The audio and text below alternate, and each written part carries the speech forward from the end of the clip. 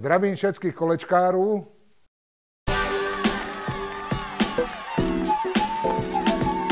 Sem z e-shopu Tony Technik a ukážem vám základný servis reťazky.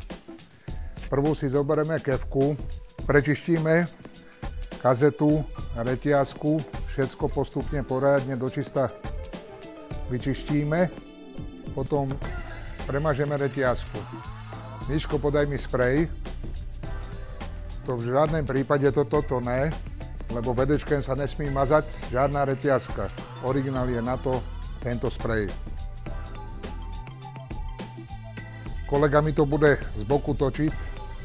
Ja postriekam aj kladky a postupne bude točiť mi teraz reťazkou. Nikedy to nestriekajte vedečkem, lebo to vám tí ohnívka zalepí a prach sa na to strašne veľmi lepí. Takto, keď to máme dočištené, pozrieme a vidíte, že je stále ako nová. Keď sa vám video ľúbilo, lajknite ho, vidíme sa.